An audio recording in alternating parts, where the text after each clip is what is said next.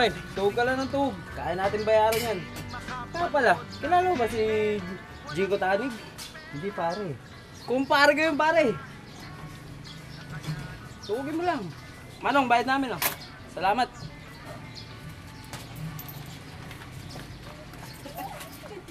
Gupit ka, Maganda ka talaga. Huwag ka mag-alala. Mag-fishball muna tayo. Ikaw naman magbayad kasi ako nagbayad ng panggupit natin.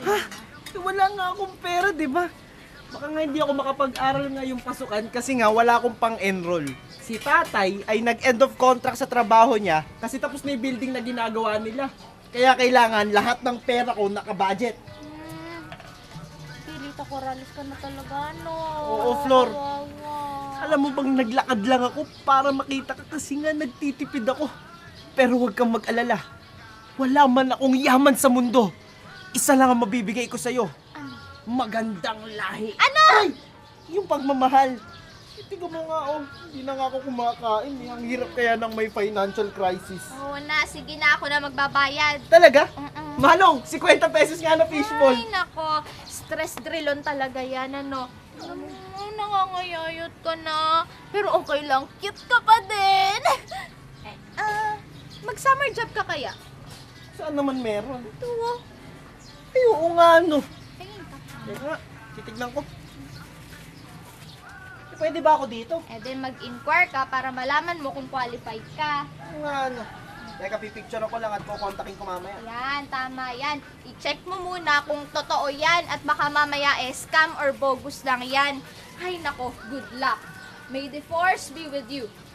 Pero teka, paano kung pagkatapos ng interview mo, ang sabihin nila sa'yo don't call us, we'll call you. Tapos na yung summer, hindi ka pa rin tinatawagan. Oh no! Oh no talaga! Letter A, mamamalimpos ka at magiging taong grasa dahil nasira na ang iyong kinabukasan. Letter B, magbebenta ka ng laman mo at magiging latak na lipunan. Letter C, magnanakaw ka tapos kukuyugin ka ng mga tao. Letter D, magbebenta ka ng laman, kidney, atay, ngipin at kung ano pang ibebenta mo sa black market. Or letter E, hahanap ng ibang paraan. Hahanap ng koneksyon. Time starts now! Ha? Teka, ano bang pipiliin ko? Ayoko naman magnakaw. Ayoko naman maglatag. Ay! Teka! Alam ko na! Ano? Letter E!